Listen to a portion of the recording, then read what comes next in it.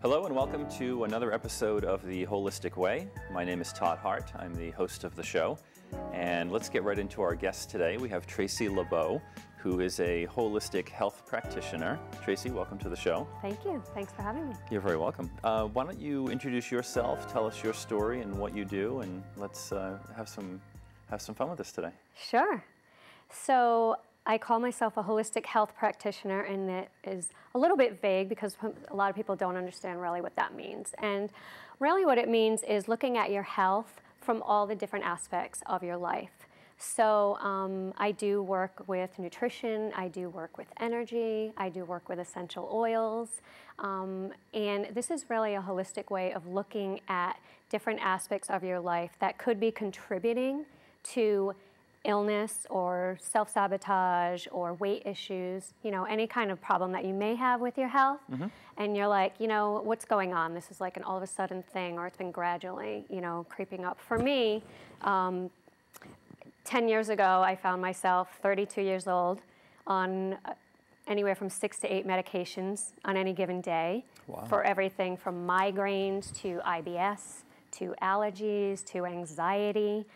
And I had gone to a visit with a doctor for my IBS. We had tried several different medications. They didn't work. The same thing was happening with my migraines. And he recommended that, you know, maybe we should try removing part of your colon, and that will help fix the problem. Wow. So the first thing that triggered me was, maybe this will help fix the problem if we remove part of your body. Not too reassuring. And I was like, you know, that doesn't sound too promising. And I was frustrated because, you know, I had noticed gradually my health, you know, kind of deteriorating, you know, slowly. And so at the same time, I was doing some research on nutrition and ADHD and autism. And so I said, you know what? Like, let me take a look at this food, medicine thing. Like, does food affect my health? Because honestly, I never thought of it. I had always been athletic, and to me, that was healthy. I exercise, I run, I play tennis, I do all these things, I play softball. I'm healthy. You should be fine. I should be healthy. I don't have to worry about anything else. And I also never questioned a doctor before.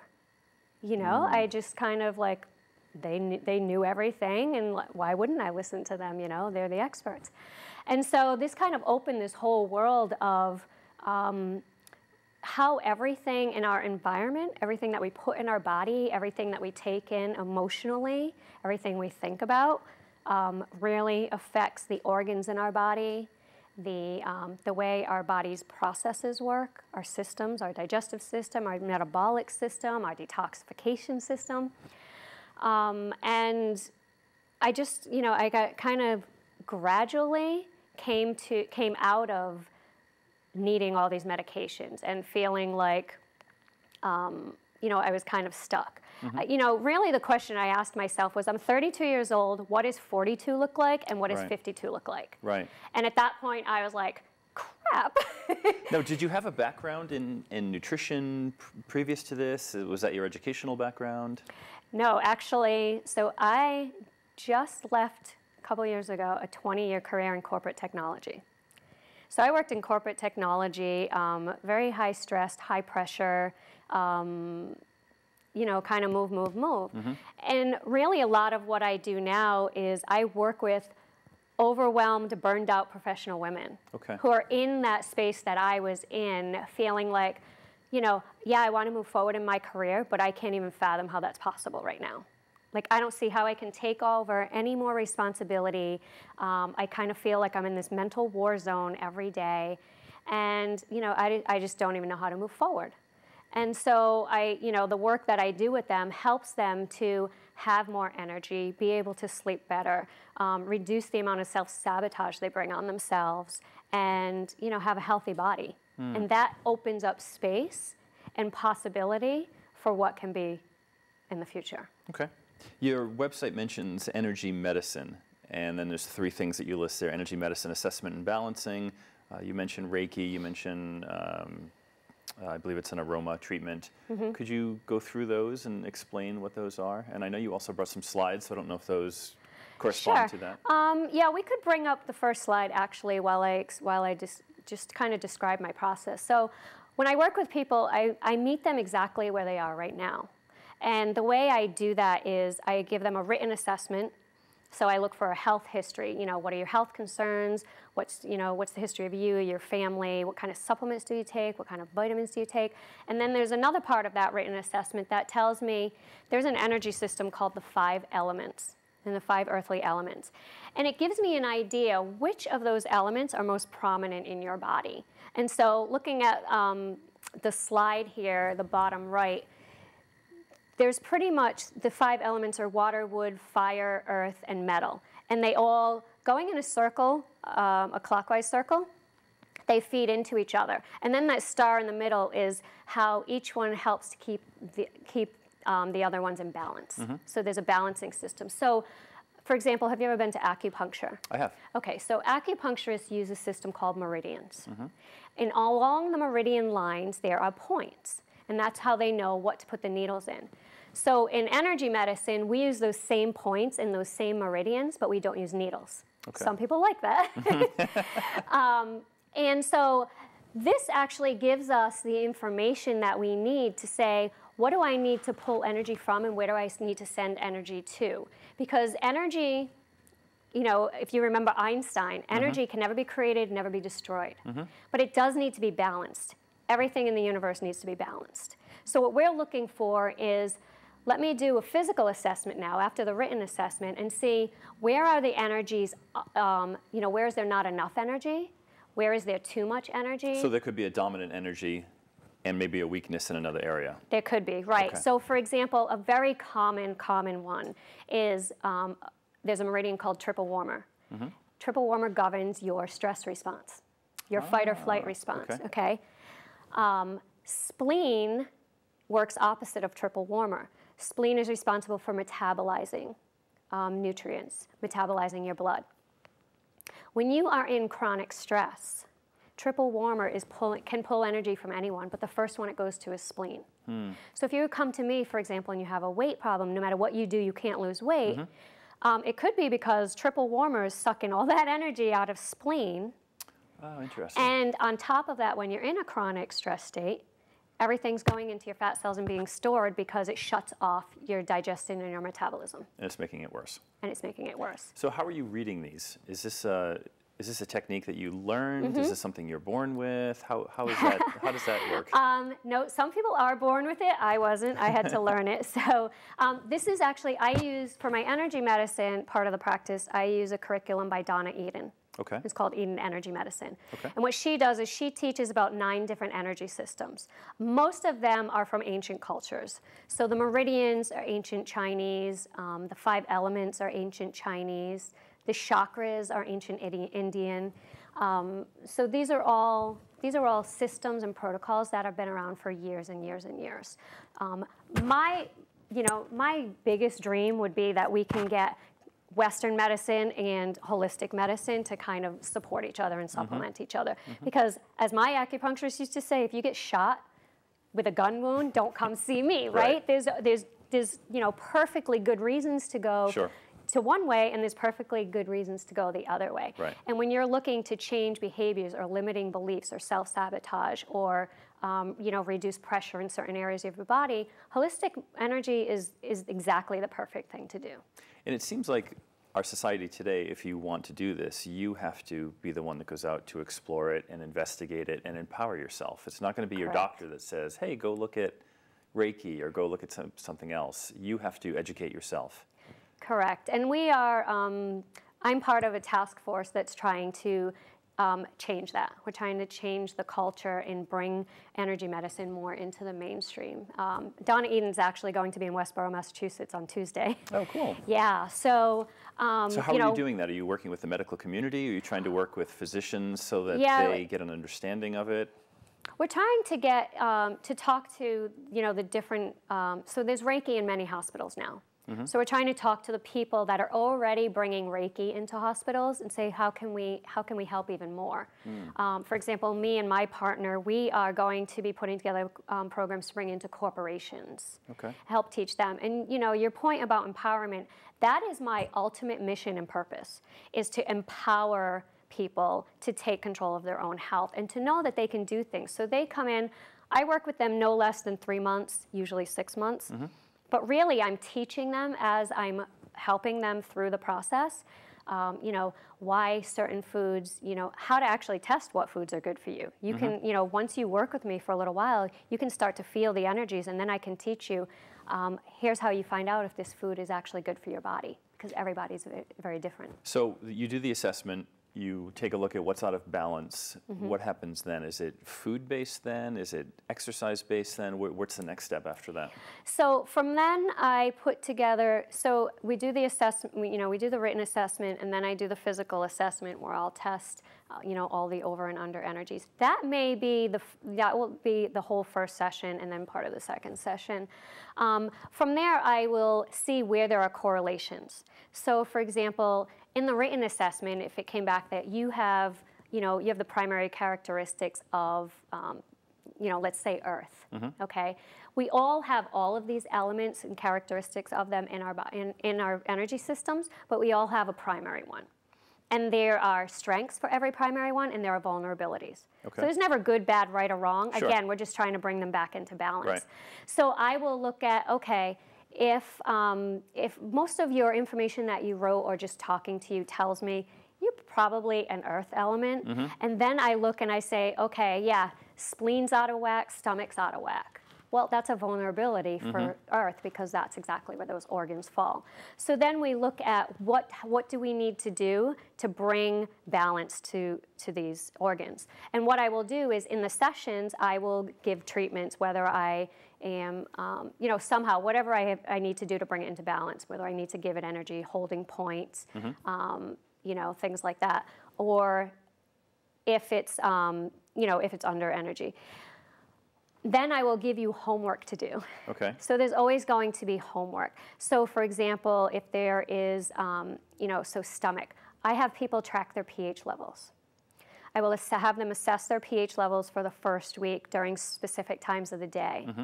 And then we'll get a baseline. That's another, you know, another part of the assessment. And then I'll say, okay, these are the foods that you need to add to your body on a regular basis so that we can get your pH back into balance and we can help support your stomach and your spleen. How do you do that? Is that done with a little saliva sample or something? I use urine tape. Okay. There are different ones. Okay. You know, and there are different readings you need to look for. So in urine, you're looking for 7.2. You want to be slightly alkaline. So neutral is 7.0. Most Americans are very acidic. So, you know, we want to bring them up to alkaline. So between the exercises and the nutrition recommendations, all of my nutrition recommendations will be plant-based. Okay. Plants are so nutrition dense and so lacking in our modern American diet that, you know, it's really the one thing that we need to add in. Now, are you taking anything from the diet or are you just adding to the diet? Sometimes. In the beginning, I will probably give like suggested meal plans and recipes and say, try doing this for a couple weeks just so you can get used to, you know, what it feels like to eat some of these foods. You don't have to rack your brain trying to figure out how do I fit kale into my diet because I have no idea what to do with it. Right. And then, you know, if that doesn't help, then we look at, you know, either let's do some energy testing to see what's in your diet that maybe shouldn't be, or we start pulling stuff out and we do an elimination. Okay. Is there ever resistance at that point with wanting to give up certain foods that people like? So the first thing everyone will say to me is, do I have to give up my coffee? Right. And what's the other one?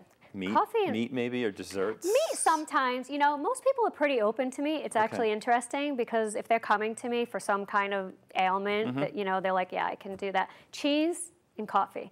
Cheese and coffee are really big ones. And cheese, you know, any kind of dairy is a huge contributor to a lot. Digestive, skin problems, you know, a lot of problems. So, but what I do when I offer a free consultation, and I make it very clear that you need to be fully participative in this process. And so I don't get a lot of resistance once someone is at the point where they're ready to take that next step and start working with me. Okay. Because I've made it clear, like, this is about, you know, supporting you and not doing for you. And I assume they're frustrated when they come to you. Usually. So they're willing to make some changes Correct. Usually they're there to make changes. I mean, Right. it's really overall, it's a holistic transformation. Sure. A lot of times I'll do talks and people will say, well, what's one thing you can tell me that you did, And I'm like, here's one thing, but that's not going to get you from here to here. It's going to get you from here to here. Right. And everything's a baseline. So. Right. Okay. Very cool. Is there I know you have another slide. Does that relate to? Right. So yeah, we can aspect? look at the other slide. Okay. So this is just an example. So say I found, say you had some congestion, you were complaining about fatigue, and we found, certain organs were testing out of balance. Excuse me. So these are lymphatic points on the body. Mm-hmm. And your lymphatic system is your primary detoxifier. It moves lymphatic fluid through your body. Excuse me. Sure. Some water. So the other system that we have similar to that is our blood system. And your blood is pumped from your heart. It has, like a battery, which is your heart, and moves them. Your lymphatic fluid doesn't have that, so it needs some help. It needs you to move it, to open it up. So many times if I find an organ is out of balance or a meridian is out of balance, and I go to that specific lymphatic point, it will be tender. And so it's I almost will work it a little roadblock. bit. Correct. It's blocked up energy. So, just massaging it or tapping it, buzzing it, things like that will help to open up that lymphatic point.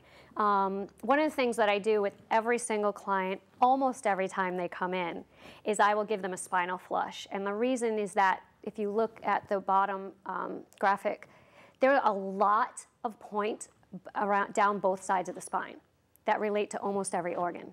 What is a spinal flush? So a spinal flush is going down and rubbing or putting pressure on every single one of your lymphatic points down your spine, down each side of your spine. And in fact, one of the homework assignments might be, if someone's married or with a partner, I will say, your homework is to bring this home to your partner and tell them that you have to do this for each other. Oh, that's cool. Okay. So, and the caveat I tell people is, if you're prone to headaches, work from the top down. Never touch the spine. Always go on the sides of the spine. Things like that. So it's just applying pressure. It's just applying pressure. You can make circles. Okay. And people will say if they'll tell me if it's tender, if it's not tender. But usually I'll know.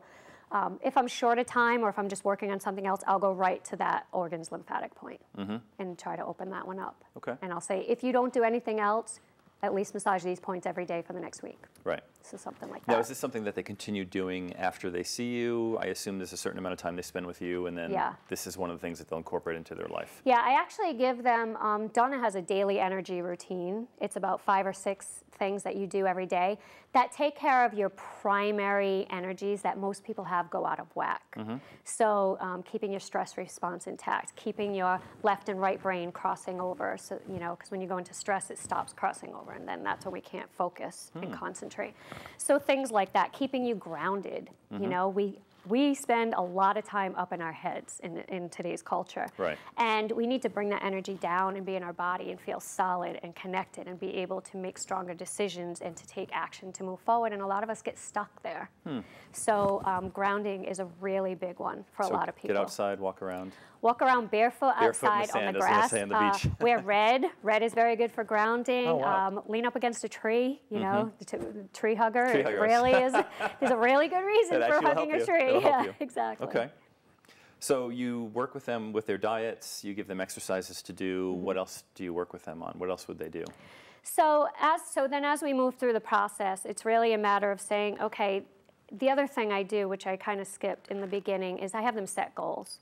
I was going to ask you about that. What do you want to see 3 months from now or 6 months from now? And then, we're always tracking against those goals. So if it's weight, I'm looking every time we meet to say, okay, where do we stand? What do we need to tweak and adjust? What might still not be coming into balance? And do I need to do some deeper work?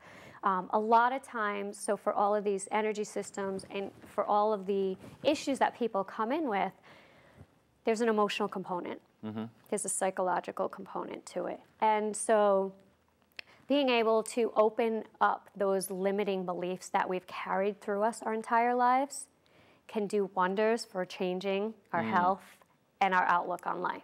Is there healing that goes on through this process? There actually is, yeah. Are you uncovering anything from their past while you're working with them that might be traumatic, that is why they have these little areas of stress and blockage? Sometimes, sometimes because, and I'll give you an example. I'm trying to think. The other day I was working with someone and they were talking about a specific belief that they had. And I said, who in your life demonstrated that to you? And right away they know. Sure. And I said, how old were you?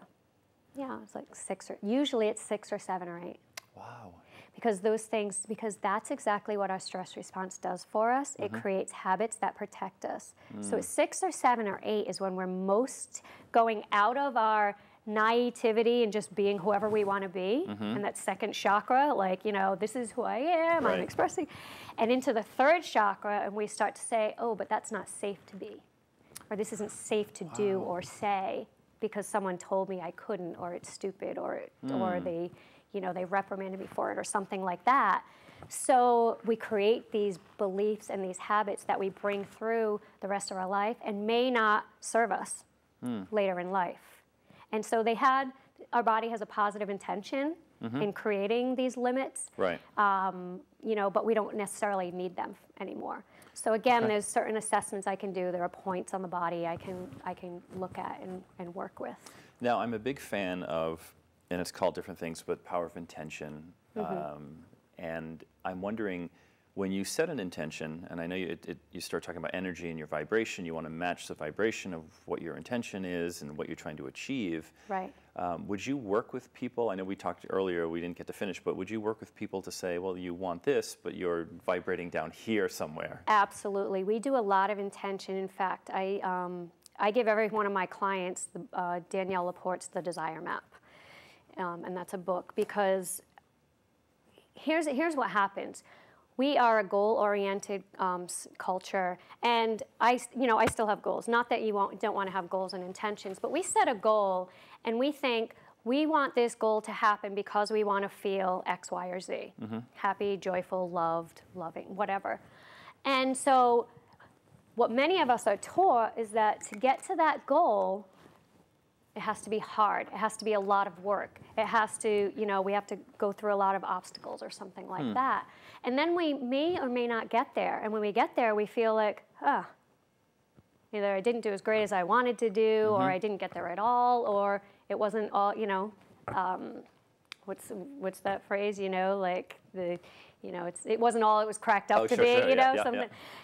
So for me, what I work with on people is that, set your intention, and then what can you do today to feel the way you want to feel when you get that intention? Which would also match the vibration of where you want to be and attract it. Exactly. Okay. So you're gradually raising your vibration, because if someone's in deep depression, they're not going to go to bliss, right? But they can go, so there's actually a chart of vibrations for emotions, and it starts with 20 and it goes up to 700. Wow. So bliss and love and joy is up at like 500, 600, 700, and anger, self-criticism, all those, shame, blame, all those things are way down the bottom. So okay, how can you move up a little bit on that chart to go from 20 to 60? Right. Just feel this way. So have a thought or an intention that's going to give you this. Right. And then so we kind of move baby steps to the larger goal. Yeah, because you don't want to make it worse. You don't want to feel more overwhelmed. Right. Because you can't get to here. Well, it's like saying I'm going to go run the Boston Marathon, and I've never run a day in my life. Exactly. It's like, wait a minute, maybe you should walk first. Yeah, it's exactly the same thing. Okay, it makes perfect sense. It makes perfect sense. You also do. I know we probably have about 3 or 4 minutes left. You mentioned Reiki. You mentioned Aroma Treatment, which I know that you're involved with essential oils, which is my passion.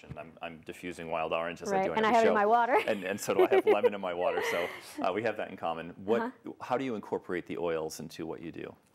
So I do offer a service that uses just essential oils on the body to help get people to homeostasis. So it looks at inflammation, stress reduction, and kind of bringing people back into balance. I also incorporate it into my energy work. So for example, if I am doing chakra work, there are 7 chakras in the body. They're vortices of energy. They can get clogged, stuck, staticky. I will use specific oils that match the vibration of that chakra in its healthy state. And I will use that oil when I'm clearing that specific chakra. Okay. So things like that, and sometimes I'll hold, if I'm holding, neurovasculars is another system. If I'm holding these neurovascular points on your head, I may use an oil in that aspect. I usually give my clients samples of certain oils that relate to, whatever it is we're trying to. And how long do you usually work with a client? Is it I assume initially it's a lot of time, and then maybe you see them every 3 months, every year. How does that work? Yeah, so right now I do either 3 months or 6 months, twice a month for an hour and a half to 2 hours at a time. Because I really want to be able to make some really strong headway, some deep headway when I'm working with you, and then give you stuff to do in between. Okay. They have unlimited email access to me. I will usually do classes, so when they're done, they may, start attending classes. Some will come monthly after that to, just stay in balance, keep in balance. And I'm always coming out with new advanced protocols, so, I always, kind of keep engaged with people. And you mostly work with women? I say that because that's where I came from, and that's the audience that they relate to me, and I relate to them. 25 to 30% of my client base is men. Okay. So, I've worked with triathletes and men with allergies and digestive issues, so. So in about 30 seconds, who would it be wise to come see you? What are they experiencing in their life that they would reach out to you and you could help them? Okay. So if you are feeling overwhelmed, burnt out, and you can't imagine how you can move forward in your life, and you struggle with fatigue, self-sabotage, weight issues, those are the people that I help, that I most frequently help, help them to increase their energy levels, increase their confidence, get rid of that self-sabotage, and live in a healthy body. Okay. Yeah. Awesome. I want to quickly get in because we're running out of time. If you have a question for Tracey, if you want to reach out and talk to Tracey, you want her information or contact information, send an email to the show. It's theholisticway@hotmail.com. I know that they'll put it on the bottom of the screen so you'll be able to see it. But again, it's theholisticway@hotmail.com. I'm Todd Hart. If you have any questions for me, any questions on essential oils, which I love to discuss, reach out and send us an email. Tracey, thank you so much for being on the show today. It was a great pleasure to meet you and to get to interview you and talk to you. Thank you so much. It was a pleasure being here. Awesome. Thank you for listening, and stay healthy. This is The Holistic Way. I'm Todd Hart.